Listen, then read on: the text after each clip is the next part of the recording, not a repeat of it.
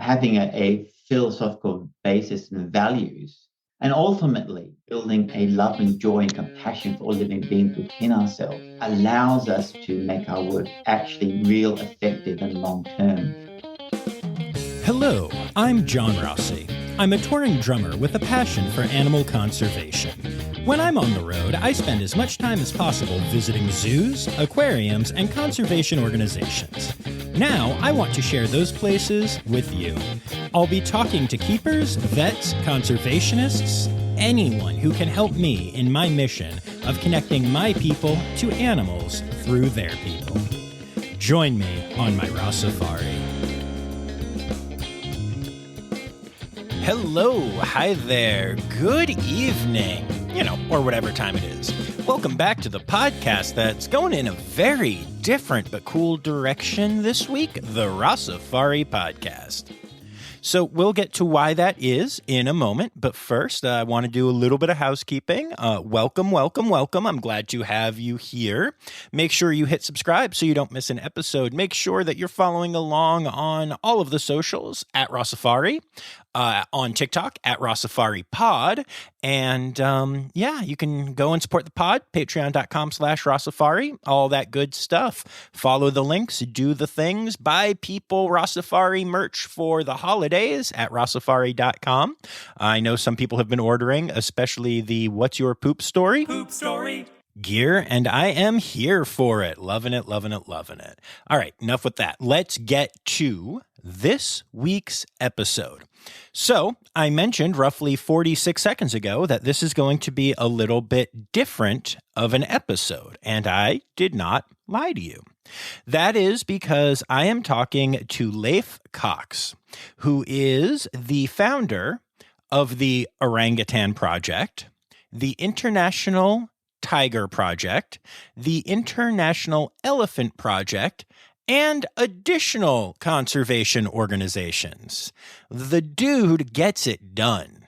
And I kind of want to start off by telling you about how this interview got scheduled. I got an email from Leif's publicist who suggested that he should be on the podcast. And I saw the names of the organizations that he founded, and I did just a little bit of, poking to make sure that this was good and was in, aligned with the mission of Rossifari, which it is. And so I said yes, and that was all I did. As you all know, I don't love to dive too deeply.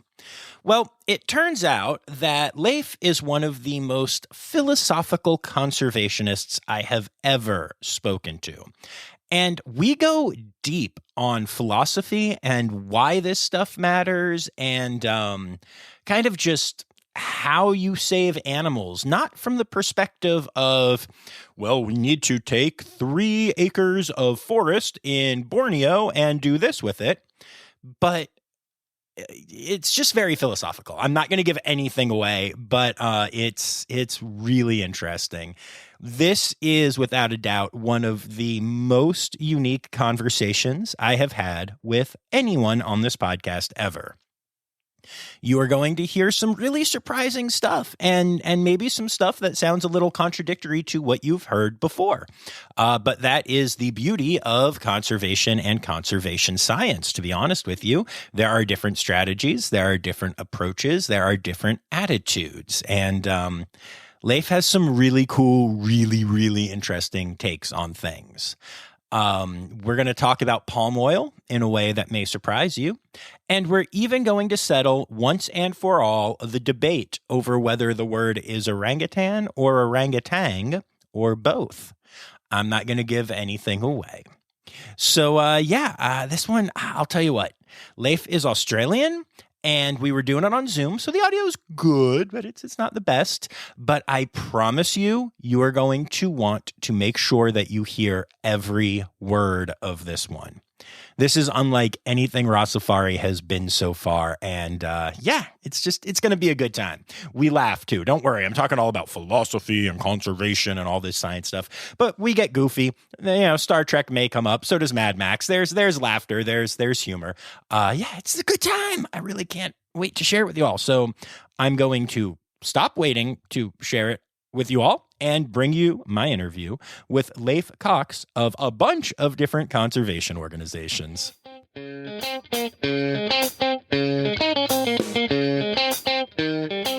All right. So why don't we start off by you telling me who you are and what you do?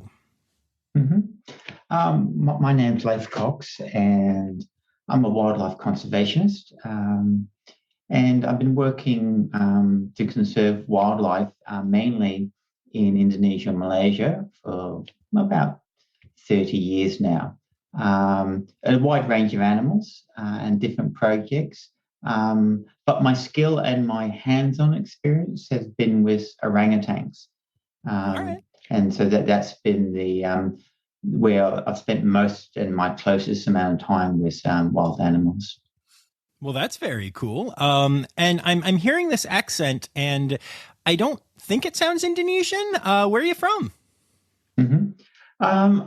My nationality is Australian, but I was brought up in Hong Kong.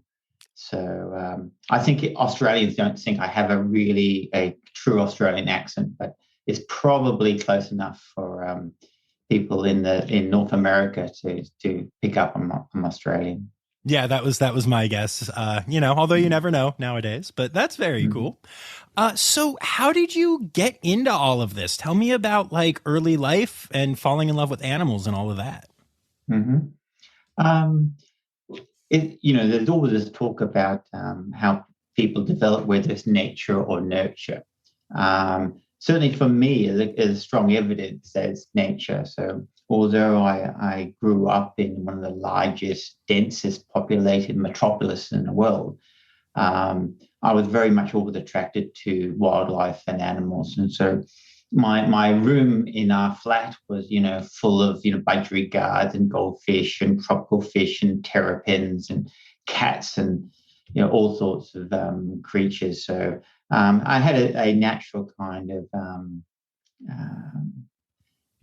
leaning towards that from a very early age. And of course, I did my undergraduate degree in biology and zoology.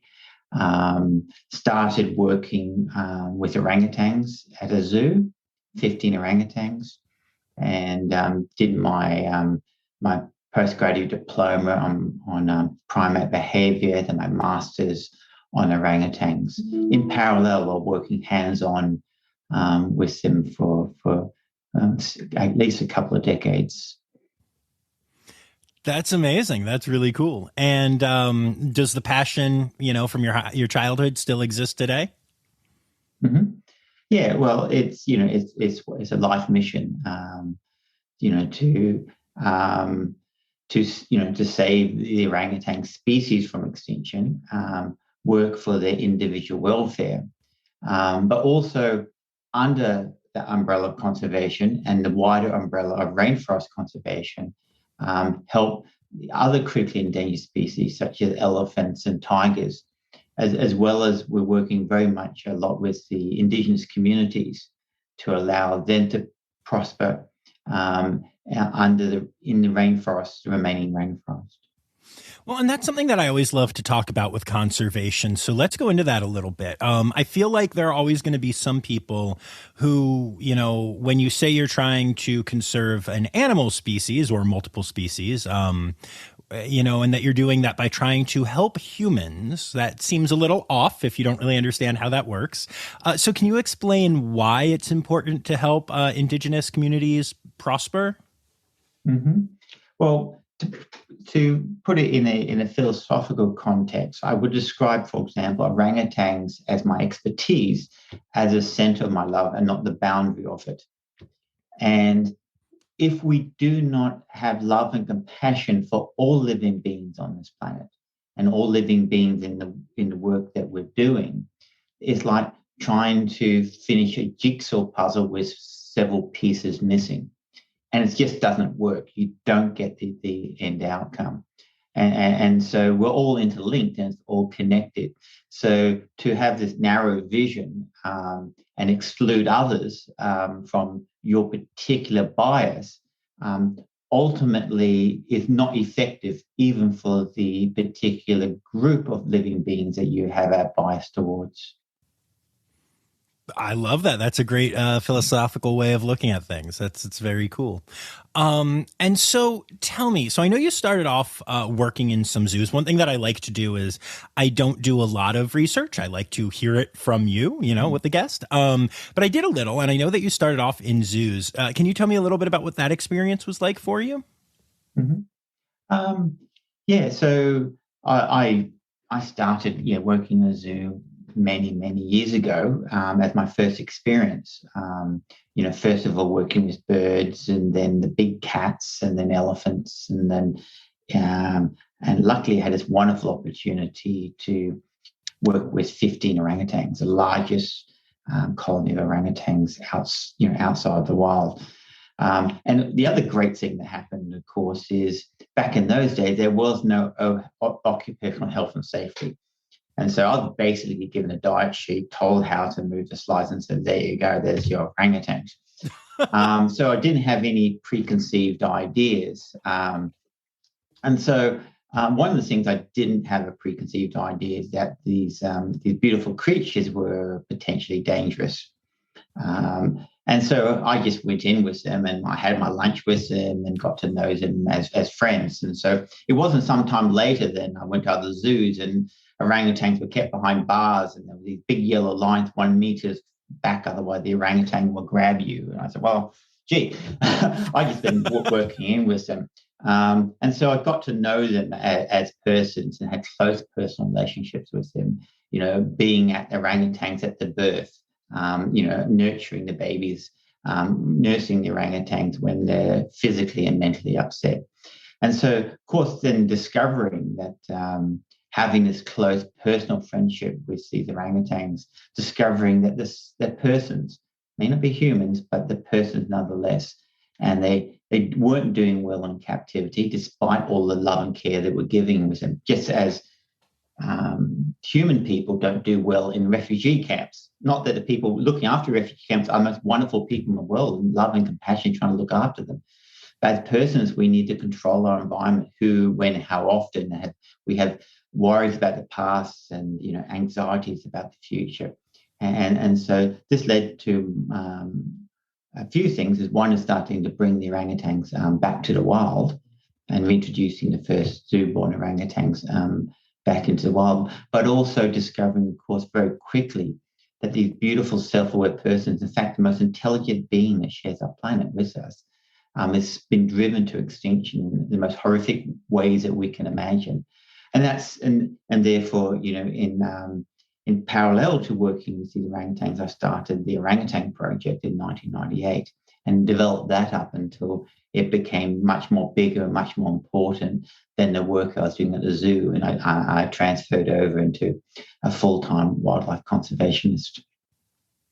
And that's just incredible. Tell me, what happened? How did you start the Orangutan Project, and how did you build it up? Did you know how to do that, or were you just kind of passionate and hopeful? Mm-hmm.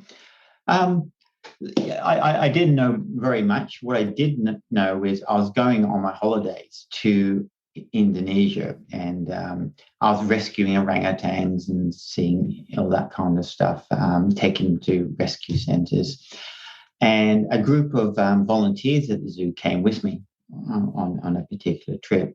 And when they came back, I had an inspired group of people to help form a committee and the basis of an organization, which was a huge advantage. I also had at the time I eventually became, a supervisor, curator, a director, everything at the zoo as your career progresses. All at the time, always remain in contact with the orangutans. But at the time, I was still just a keeper, and I had a wonderful boss called Rach Gates, and an American from Chicago, who started a project called the Silver Gibbon Project.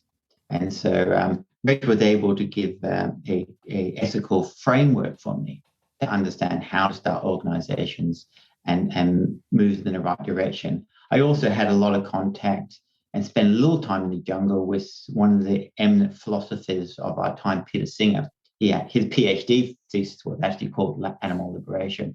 And I talked to Peter quite a bit about the ethical frameworks and structures for not for profits, and to ensure that from the very beginning we've got this organization right to give maximum impact to orangutans and of course all the other living creatures. That's awesome. Now, you've mentioned philosophy and ethics a lot in this interview, which I think is awesome. How deep would you say the philosophical roots that you have go into the organization and everything that you do? Oh, it's absolutely essential.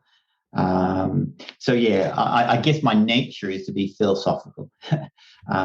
That's just my inherent nature. And so I've written a couple of books. I've written 3 books, and one's about my zoo days. Orangutans about for survival. Orangutans, my cousins, my friends, is about the journey to save orangutans. And Finding Our Humanity is also autobiographical, but far more philosophical about the ethics and the values and everything. But one of the key aspects to it is I do not believe we can reform the world unless we reform ourselves. And I see this so many times, and also in conservation, is because if people don't reform themselves, they have this unhappiness and this need inside them for name, fame, money, and power, even though they don't cognize it, at the conscious level. And what they end up doing is fighting all the other conservationists, fighting all the projects, and they also get worn down. They just get mental health issues, and they get exhausted through the constant barrage of problems which conservation presents you. And that's not the way to achieve anything. So having a philosophical basis and values, and ultimately building a love and joy and compassion for all living beings within ourselves, allows us to make our work actually real, effective, and long term. And therefore, I don't see having a philosophical, for better word, spiritual connection with your work is absolutely essential.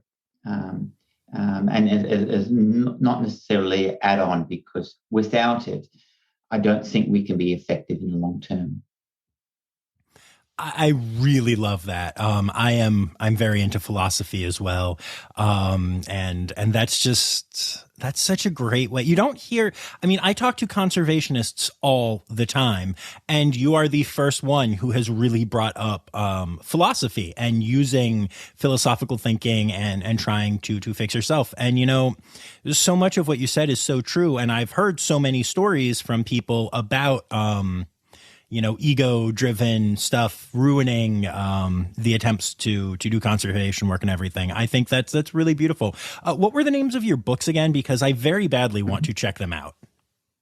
The first one is, I think you're going to get secondhand because out of print, is Orangutans and the Battle for Survival. But the 2 ones which are still in print available, Orangutans, My Cousins, My Friends, and Finding Our Humanity, which is the most philosophical one.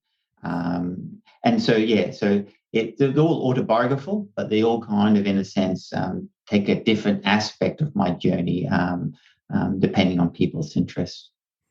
I mean, well, you've just sold at least 2 books, and if I can find a used one, the third. That's really cool. So tell me about some of your field work and some of the stuff that you do with the Orangutan Project. Mm-hmm.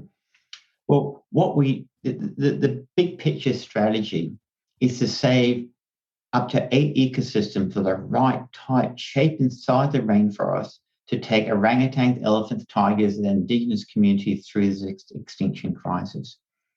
And we believe we only have 10 years to do this.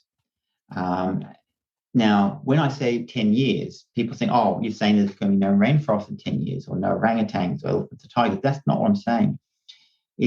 What I'm saying is, if we don't save enough orangutans, enough rainforests in the next 10 years, the rainforest will eventually be destroyed. The orangutan population will go down. And I spent my last few years at the zoo as a small population biologist, working out, the management of zoo collections. So I'm reasonably familiar with these things.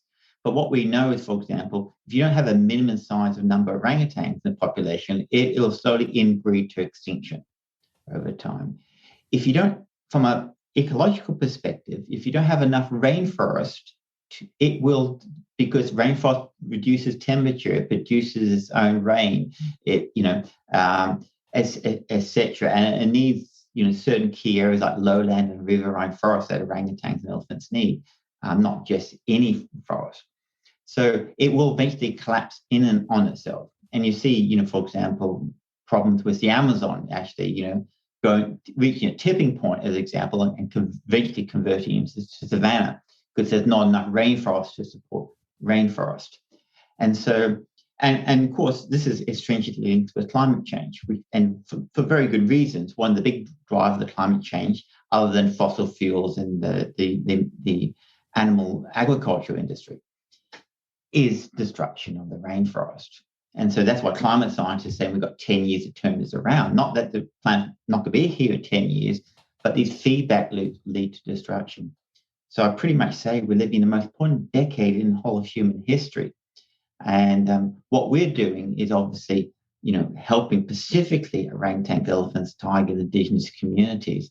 But what we're doing to save the rainforest is of intrinsic value to the whole planet, because the period where we could, let's say, exploit developing nations for their wealth and resources, without feedback loops coming to affect us, is gone. We've gone beyond that point. So this is intrinsically valuable to all living beings, no matter where you live on the planet. Do you find yourself struggling, knowing how important this current decade is, this current time is, and also seeing the just insane amount of misinformation and the lack of caring? And I got to tell you, sometimes I'm really disheartened to just being in this world sometimes, Is that a struggle for you at all, seeing all of that? It's certainly at least a challenge. And we're really at this turning point where you can see, in many ways, the world's becoming more intelligent, more enlightened, more compassionate. And then there's the other half, which is becoming more authoritarian, more divided, more hate-filled. And, so the soul of the planet is in balance at the moment, these two forces. And which one will win? And, we can have I call it the Star Trek future, or we can have Mad Max future. Which one will win? It's still in the balance to it. But from a philosophical basis, to give these, we must develop that joy and love and contentment within ourselves and express that, and not the other way around. Not looking for outside things to make us happy, because that will always let us down. So we have to find that love, and then we have to overflow and express it. Just as somebody who is unhappy has to express unhappiness and breeds unhappiness with others, we have to find the love. So we shouldn't be looking for outside forces for our ability to continue on. But the other aspect to it is every little thing is worth it. Every orangutan that we save that's not killed or murdered, who then has the ability to live a life free in the wild, they're a world to their own. And just helping one orangutan is worth a lifetime's worth of work. Not needs to mention that, the hundreds and thousands that we're helping to rescue and protect. So nothing is wasted on that journey. Of course, we have to work for the big picture to save the future of the whole planet for everybody. That's a great sentiment. I really love that. Talk to me about some of the nuts and bolts about what kind of work you are doing to save orangutans. How do you save orangutans? Mm-hmm. Excellent question. And like with anything, it's not going to be a simple answer. I always good, say, because it's a long podcast, so take your time. Because I always say, for every complex problem in the world, there's a simple solution, which is absolutely wrong. Very good for getting elected or selling products, but not really good for solving real issues.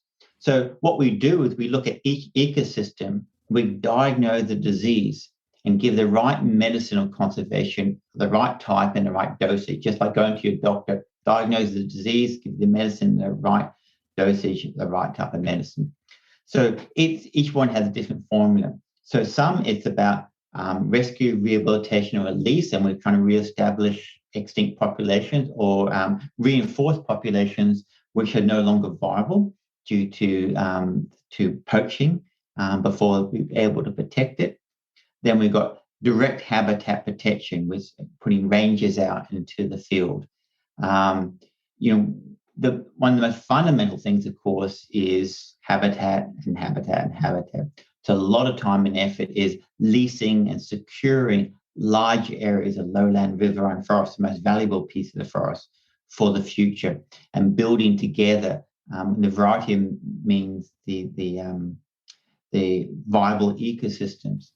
And then it's working with Indigenous communities who've been practicing hunter-gathering and slash-and-burn agriculture sustainably for centuries. The only reason it's not sustainable anymore because the vast majority of the ancestral land have been taken away by big multinationals and turned into unsustainable monocultures such as palm oil. So they're going to destroy their own environment, not for fault of their own, is because they don't have sufficient land. And so we're working with Indigenous communities to transition them to regenerative agricultural systems which are wildlife friendly under the rainforest canopy, so they can prosper. And so and during that period we have to support them. So we're educating the children. We're giving them school. We're giving high school education. We're given 2 university scholarships. And that's only one group of people, and that while we're developing agricultural systems to allow them to prosper. So the whole idea is, after my lifetime, we'll be leaving ecosystems not only environmentally sustainable and ecologically sustainable, with sustainable populations of managed orangutans, tigers, and elephants, but actually economically sustainable, so that the people who live there will prosper indefinitely. And the future that we're looking at is not a future of being impoverished. It's about world-class internet, so to get access, great education, good incomes, solar and small-scale hydroelectricity, all the things that allow people to live and prosper in the modern world. That's so much, but that's so awesome. I can't even imagine how you must feel being able to have all of that impact. And I love so much that you said, well, after you're gone, this will be sustainable. I think that's a really beautiful thing. I really dig that. So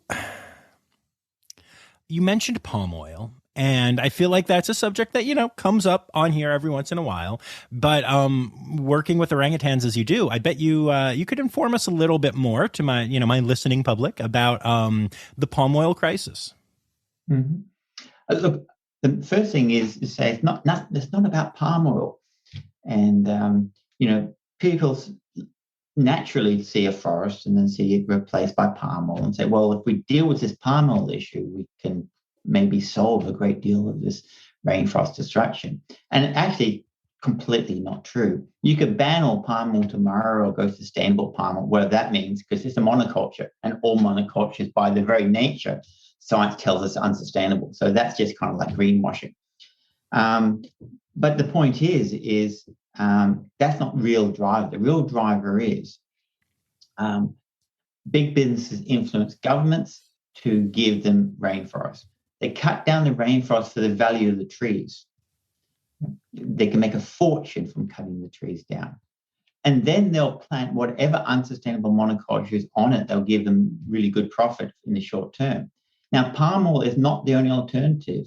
There's pulp paper, there's rubber, there's sugar palm, there's coconuts, there's other examples. So if you take away palm oil, you're not going to stop the driver of deforestation. And so we can spend the next 20 years, banning palm oil or something, and then they'll plant coconuts, and by that time the forest is gone anyway. So this is why I say it's like two wings of the bird. We have to have the love and compassion to make meaningful change, but we also have to have the intellect and knowledge to affect that change in a meaningful way. Because if we have one of those wings not working, we just go around in circles, which I see so much as the unfortunate outcome of many people's genuine passionate energies not affecting meaningful change because they haven't taken the time to understand the situation. And of course, what happens is we get compassionate about it. We undertake an activity like we're going to go palm oil campaign, but we're too far in it then. We can't turn around, And so, and as humans, we have to put the blinkers on then, cognitive dissonance, so we can keep focusing on the direction because it's too hard to admit that we got it wrong and turn around and go backwards. And that's the same with the people destroying the environment. They're not necessarily evil people, but what they do is cognitive dissonance, and you see this, and then they make these analogies that, obviously all environmentalists are really pinkos, socialists, Right.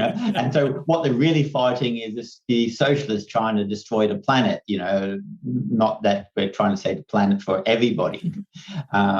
So this is very typical of the I guess, the flaws of the human condition, where we're very well adapted to live in tribes, but we're really still very maladapted to live in the global economy that we're partaking in. Wow, that went in a very different direction than I expected it to. I really appreciate that. Wow. Okay. All right. I mean, you are the expert, and I trust you on that one. And that is just, you're right. I feel like most of the messaging is palm oil bad, orangutans good, and it's really interesting to hear a different take on that. You really threw me, but in a good way. I'm grateful. Mm-hmm. I like learning from experts. But go ahead. What were you going to say? Well, yeah, I'm not saying that palm oil companies are not destroying the environment, but they're businessmen. They're not palm oil people. They're they have pulp paper businesses, they have banks, they have this, they have that. They've got many options. They just choose which of the palette is most suitable. And so you can't just address one commodity. Neither you can address one company, because you see all the time. You say, well, you can stop this company from knocking down the forest. The government just gives it to another company and knocks it down. So, so what you have to address is government policy, management, regulation, these sorts of things, and direct meaningful outcomes. And dealing with companies, not asking to become sustainable in 50 years' time and then it's 100 years' time. You ask them we actually have a tract of forest which you own, or you've got a plantation on, and we need that to secure this viable ecosystem. So, what we're asking you is very specific and definable and in the now. And so it's kind of what I'm describing is intelligent application of our compassion and love, rather than expressing it, genuine care and compassion for other beings, but in a way that doesn't affect meaningful change. Yeah, no, that makes a lot of sense. And yeah, I'm fascinated, but I'm greatly appreciative, for you sharing that thought. I never really thought of how paper is also one of those things like palm oil that's just, something they can quickly grow and profit off of. I'm not going to like watching The Office as much after this, because that was a paper company, Yeah, I mean, pretty much two companies basically is pulp paper 80% of the forest in Sumatra, Sumatra, where two species of orangutan live. And so, yes, there's lots of palm oil here, but, people don't mention even paper. Well, hold it, in the most critically endangered orangutan, that's a far bigger player in rainforest destruction. But the trouble is it's with fundraising and then broader marketing, you have to have a simple message, simple, direct, and understandable. And palm oil offers that. It offers that very simple, direct message. For example, if climate change was, for example, caused by North Korea, we would have solved it years ago. Identifiable enemy, right? We know how to deal with these guys. It's external, identifiable, right? That's how our brains work. But if it's us and it's very complex and we're involved with it, we don't have the capacity. So when we're trying to market a fundraise, people often think, okay, what I need to do is simplify the message, identify the enemy, which is palm oil. And you can focus on this. And so from a marketing strategy, it's actually quite intelligent. But then it's in a sense tails wagging the dog, and the outcome doesn't become effective. No, absolutely. That makes so much sense to me. Wow. Okay. Yeah. You literally, you blew my mind on this one, but as you explain it, it totally makes sense to me. That's very cool. And so, you've been working with orangutans forever now. Do you have any favorite stories of individuals or groups that you have worked with or helped or anything like that? Mm-hmm. One of the wonderful things is being with an orangutan when they're born. And so maybe 5 orangutans I've been at their birth and watched them come out of the mother. And the most wonderful thing, being so close, the mother always gets a little baby within 48 hours to hold my finger. She gets a little hand out and get the baby to hold my finger and connect me with a young baby. So that's always beautiful. I looked after one of the oldest orangutans in the world, Maoist, who was so old at the time that she was bombed in World War II because she was at the Sultan of Jore's palace as a pet when the Japanese invaded Singapore through the Johor Straits. And so when we had the fireworks on celebration days, I would have to sit with her all night and calm her, because she had basically PTSD. She was thinking she was bombed again by the Japanese, and help us through those periods. So it's like with so many, and of course, being a young man, I used to have the young adolescent male orangutans, and just wrestling them, and just the joy of that physical, wrestling and play, like a father and a son, if that makes, that kind of that joy of connection, and of course that that love and compassion and connection with the mothers and the babies, raising babies when they're sick. Sakara, I raised her mother for 6 weeks while her injured toe was being repaired, and would look after her, nursing sick babies, staying at night and sleeping with them. And of course, the most wonderful thing is starting to take the some orangutans back to the wild, and from taking them from birth all the way to that journey to independence in the natural habitat. That's incredible. And how are you? You'd mentioned release before, and I was curious about this. How are you doing that? I know that in general, it's very hard to release captive animals into the wild because they basically become somewhat domesticated. So how what is your process, and are zoos involved, or do y'all have your own facility, or how does that work? Mm-hmm. Orangutans, it's interesting because there's 2 ways that animals can adapt to the environment. One is natural selection. So you have lots of babies which are all genetically a little bit different, and nature selects which one of those babies is most adapted to the changing environment. And we've all been taught that in school. The other bit we don't get taught a lot about is adapting through culture. And so another group of animals said, actually, we're not going to have lots of offspring where we invest very little time. They're pretty much all instinct and very little learning. We're going to invest in few offspring with huge brains, but are vacant brains, and have long childhood periods which we program with culture. And that's going to allow them to adapt to the environment far more effectively than natural selection in genes alone. And so animals have done that. Humans, orangutans, elephants, as several examples. Long maternal periods adapt with vacant brains. And so when we're looking at orangutans going back to the wild, there is not a lot of instinct. It's like us. We have a bit of instinct, but it's mainly cultural adaptation. So it's about providing that cultural adaptation and learning on a process over years until the time they get back into the rainforest. They have regained at least enough of their culture to start surviving and thriving.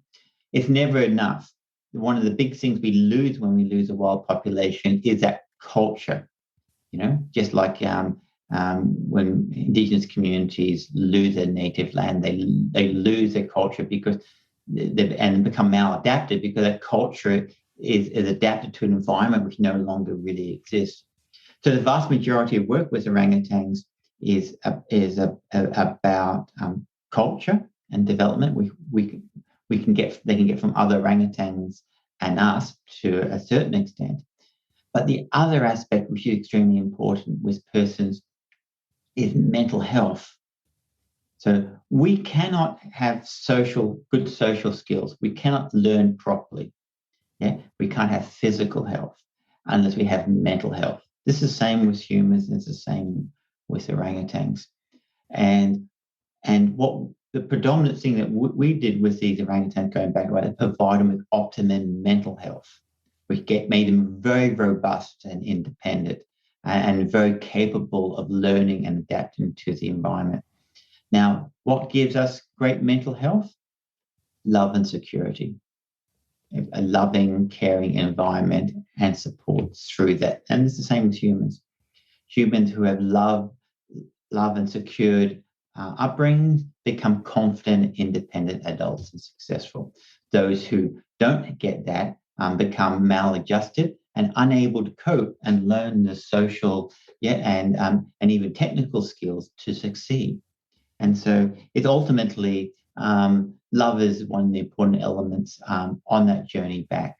So in summary, there's 4 building blocks: physical health, mental health, social health and skills, and then forest skills. And building those blocks up allows the orangutan to have the best chance of survival. That is such a different description of what is necessary for reintroduction than you ever read in any conservation books or anything like that. And I love it just so much. It's a cheesy word, but like that's a really beautiful way to think about it. And obviously this works. This is something that y'all have done successfully, right? Tell me about how well it's gone. Yeah, a lot of people, I guess the main mistake is to think of orangutans as animals. Right. So they're more like us than not. So they're persons.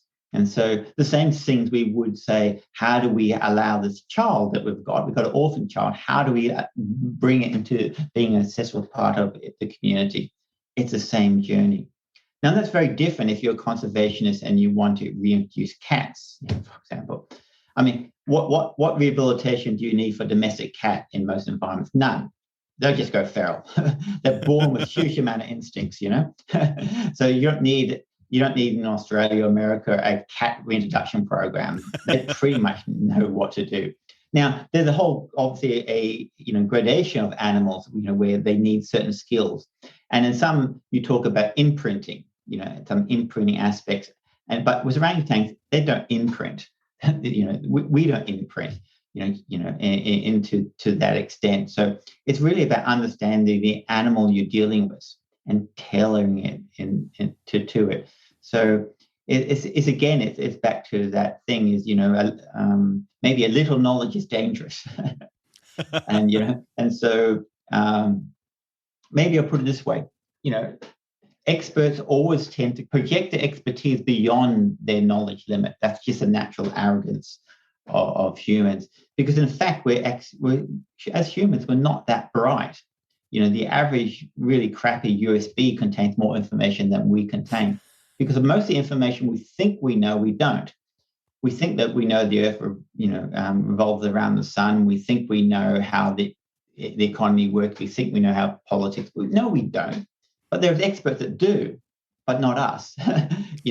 And as human beings, we're extremely successful at collectivizing information and making us own that tribal cultural information, although we as individuals do not hold that knowledge. But we actually say our own. That's why I will say to achieve effective outcomes, we have to collectivize. And it's also when we're talking about intelligently applying knowledge.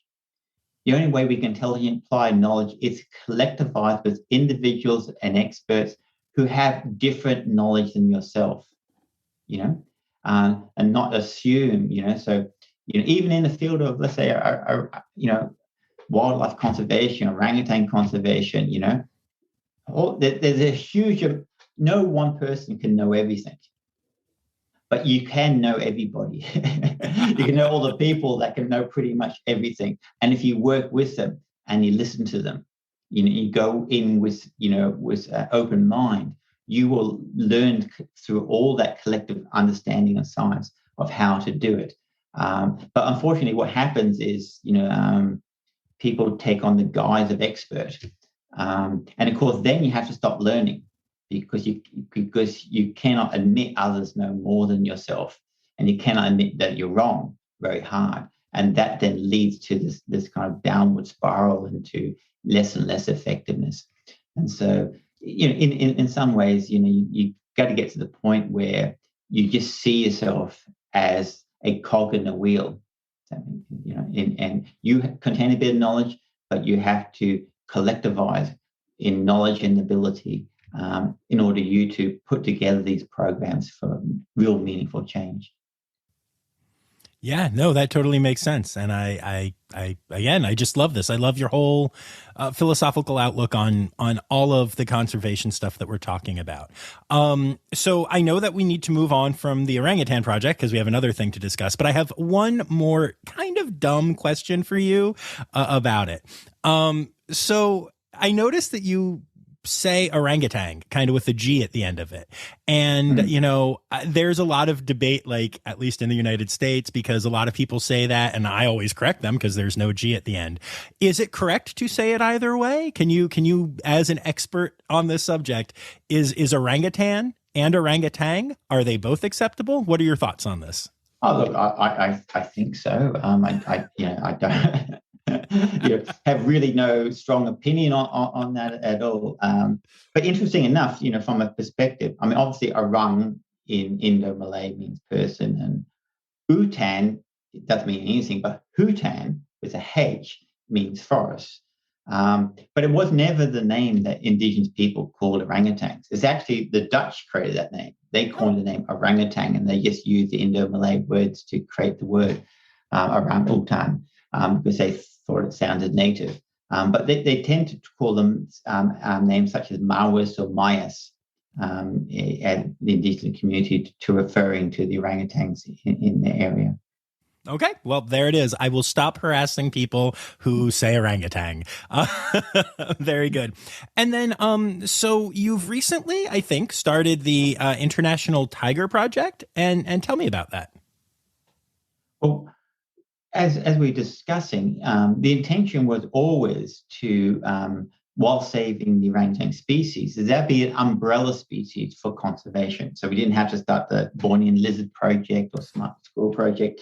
All these were coming under the same umbrella. But what we discovered that there were two species falling outside the umbrella: elephants with human-elephant conflict and fragmented populations, tigers with fragmented populations as well, but also criminal syndicates coming and poaching them for their parts for the Chinese medicine trade. So we started the International Elephant Project and the International Tiger Project to bring specific actions to bring those species under the umbrella of our conservation. And this year we also started Forest for People, which is a project which allows people to fund just the indigenous community work to bring those communities and people under the umbrella of our conservation work. Oh, that's really cool. Why is it that those species fall outside of the umbrella? Mm-hmm. Well, a couple of things is, although we have the ability next 10 years to secure sustainable populations of orangutans, there is not now and will be an effort in our lifetime against sustainable populations of Sumatran elephants and Sumatran tigers. It's they're too small and fragmented across. So we have to actively move animals between populations in order to allow them to survive. And also there's very specific actions, like what would happen was, let's say elephants as an example. Elephants are trying to survive in the remaining rainforest with the indigenous communities trying to survive, and they're killing each other because of two persons fighting over the same resources. And they have revenge attacks both ways. Their elephants have a revenge attack, and it's like, the Hatfields and McCoys, and you have to bring in a third party to say, hey, come on, how are we going to live together, and stop that very specific human-elephant conflict. And then, of course, what happens, you have poachers coming in for the tusks for the bulls, and the bulls wanting to leave to find a new herd because, they have to find it. They can't mate with their sisters and mothers and aunts. So, and then, of course, they used to find another herd. Now they can't. It's just a sea of palm oil and pulp paper, and they eventually just get killed on the way through. So we have to basically capture them when they try to leave the ecosystems that we're protecting. And I call it a cross between Tinder and Uber. We throw them on the truck and we drive them to the next ecosystem and unload them and say, there's your females, And so that just can't be done under solely the umbrella of just protecting a wild population of orangutans as a particular example. And therefore, the need to start a second project one is to obviously draw income from asking people to support that. But secondly, having specific elephant experts and teams to deal with those particular skills and issues. That makes sense. And how hard is it to get government permission to move all of these animals and within the populations and such? Mm-hmm. Look, dealing with any body of individual has its challenges and its politics, but essentially everything needs to be done through and in partnership with the government. There's no outside of that. CITES 1 endangered species are all owned by the range state, and they have the authority over it. So it needs to be certainly in cooperation with that at all times in order to affect meaningful change. Makes sense. Is there anything else that you want to tell me and my listeners about all of these cool projects that you have going on? No, nothing in particular I can think of. Just a summary is we're living in the most important decade of human history, which gives us, the privilege and obligation to make the most meaningful change. And more importantly, we're probably talking to a very small subset of human beings that have the ability to effect meaningful change. The vast majority of people on this planet are too poor or live in authoritarian regimes to have any impact on their environment and make meaningful change. And so we are a very privileged few, and this is our opportunity to do so much good with so little. And saving the rainforest is one of the lowest hanging fruits, most cost-effective way of mitigating climate change and doing so much wonderful good. And lastly, to understand is this, what we're talking about is, altruism or compassion for others and working for a bigger cause is not a path of sacrifice and suffering. It's a path of joy, love, and fulfillment. And so even us as individuals who develop that love and compassion within us and affect meaningful change in the world, we benefit from it too. So at all stages, joining the mission to help save our planet and the beautiful species that share it is a win-win at every level. That's beautiful. How can people support the various projects that you've got going on here? Mm-hmm. You can go to the Orangutan Project.org to support the orangutans. Also the International Tiger Project.org and International Elephant Project.org, and support the project that you best connect with. But it's all integrated in a way that that it all works together one coordination. Or you can go to my website, leifcocks.org, and you can read the books, buy the books and see the videos. And learn more about what we're doing and how you may also benefit from living a more compassionate life. It's time now, don't you know? We've come to the end of the show, but there's one tale left to go. You're gonna laugh and say, oh no. It's time for the Rossifari poop story. I have so many, being a zookeeper for so long. But if you, my word of advice to anybody who wants to work with animals, always avoid working with hippos.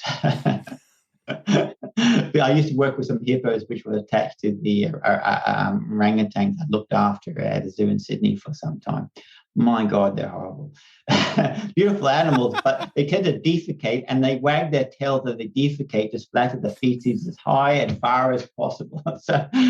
So it's a fairly onerous scene that you get to every morning as a zookeeper.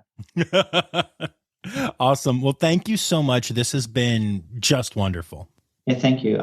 It's been a privilege to be on your podcast. Thank you. Thank you.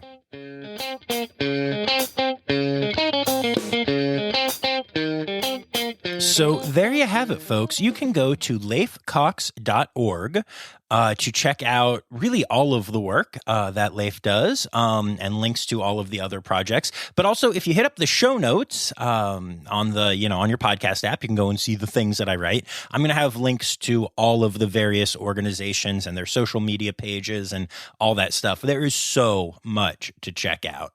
And I'm so excited about the books. I've already downloaded one of the books is an audiobook, and I've downloaded it. And I'm looking forward to diving into all of this just a little bit further. I hope you are as well. I hope this inspired you to get involved even more than you already are, too. When Leif talks about how we are some of the lucky few that can make a difference, that really hit home for me. I really dug that one. Anyway, I want to say thank you to Laura Schenk, my Red Panda level patron. And I'd also like to remind y'all that, it's a beautiful world and we can all go out and make a difference. I love being inspired, and I hope this podcast serves that role for you. Remember, friends, the word credits backwards is Steiderk. The Rossifari podcast is produced, hosted, and engineered by John Rossi. Editing and fact-checking by John and Dr. Zoe Vesley Gross. Our theme song is Sevens by Nathan Burke, performed by Nathan and John. Interrupting John theme and additional voices by Taylor Isaac Gray. You can reach John directly on Instagram and Facebook at Rossifari, or by email at rossifaripod@gmail.com. Rossifari is part of the Daydreamer Media Network. Now, stop listening to me and go visit a zoo.